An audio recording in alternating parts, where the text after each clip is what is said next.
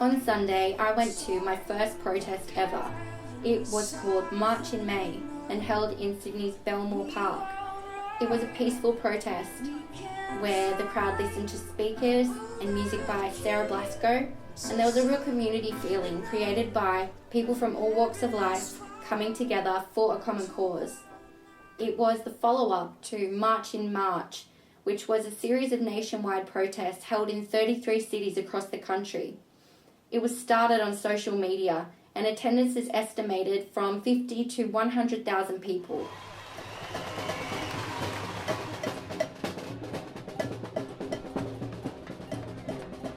There was a real carnival-like atmosphere, so I decided to go and ask people, what brings you here today?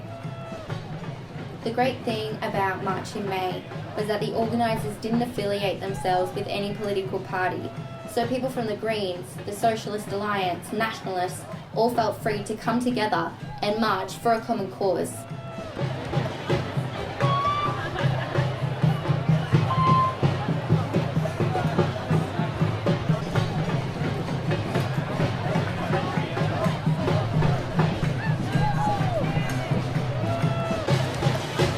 It's not a political thing. This is about injustices.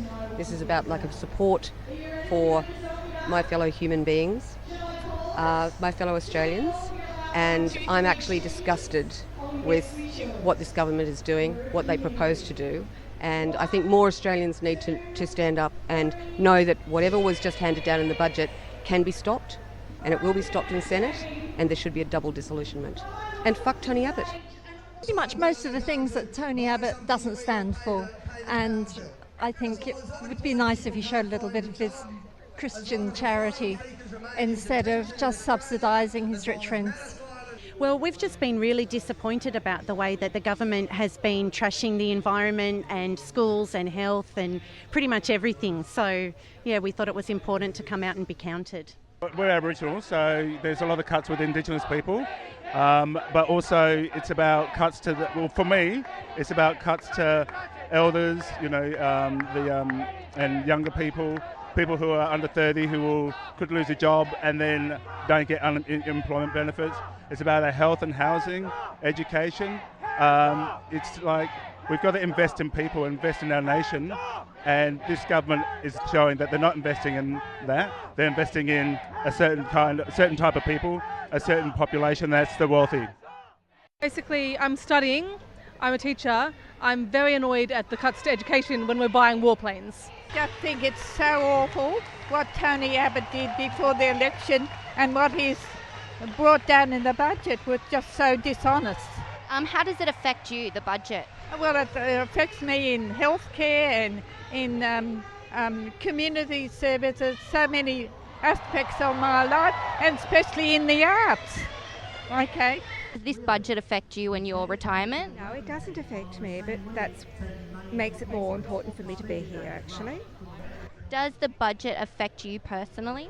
Yes, and my grandchildren, and my daughters, yeah. I'm a uni student at the moment, so it affects me directly, makes it very, very hard for me to continue studying. Does the budget affect you as a student? It definitely does. I'm studying, I'm in my first degree and I intend to do a second degree. By the time I start my second degree, universities will be deregulated, which means that I'm going to be shouldering a massive amount of debt. And I think I do have a responsibility to give my money back to the country, but all the same, this deregulation is happening without a ceiling on fees, which means that it's possible that I won't just be paying double or triple, which is predicted to happen in 2016, but that I will be paying, up to $120,000 for my degree, and I don't think that I can afford that. I don't think that anyone else can really reasonably afford that. Do you think that the budget has brought more people out? Oh, definitely. Yeah, definitely. It really... But we already anticipated that. That's why we've been planning this for over a month. Yeah, it was good. Yeah, and the budget didn't disappoint. It was worse than everyone thought it was going to be. So, yeah, it definitely helped galvanise people. And how do you feel about the turnout today? I feel good. Is it more than last time? It is at this point, yes, definitely. That's good news. I think the budget's helped. I think it has to. And how do you feel about the turnout today? It's fantastic. It's so heartwarming. I think we've got more people than last time. The march itself is going to be absolutely amazing. Firstly, what's your name and occupation? Of course, my name is Marie Antoinette and I am the Queen of France. And what brings you to the march today? I want to walk with the common people today because it's a revolution and I like the revolution. As the march moved away from the park, I saw a group of people sitting on the road and blocking the intersection of Pitt and George Street. They were intending to create a point of contention with a sit-in. Organisers tried to convince them to leave, but were forced to abandon this rogue group of protesters and continue the march towards its destination at Victoria Park. You can see the police in the background moving closer to this blockage.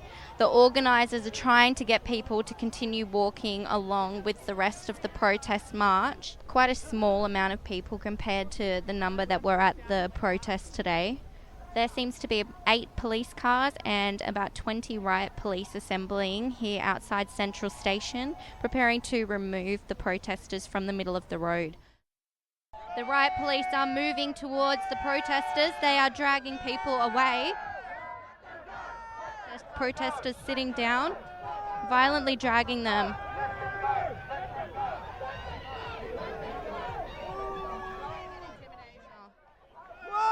They've pushed someone down. Wow. You're supposed to be public servants, aren't you?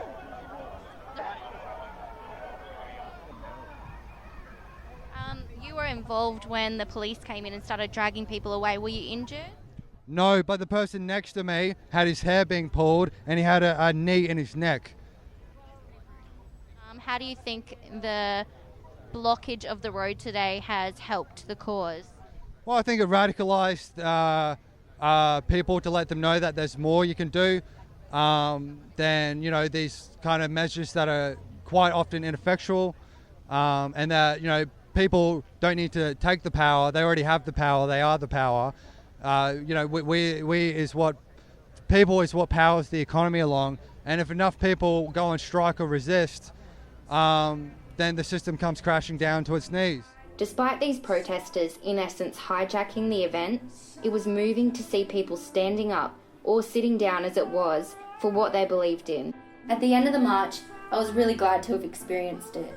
It was inspiring to be around a group of people who genuinely cared about the future of this country. I'm looking forward to doing it again. And if there is one good thing that's come out of this government, it's that it's unintentionally brought a whole group of people together.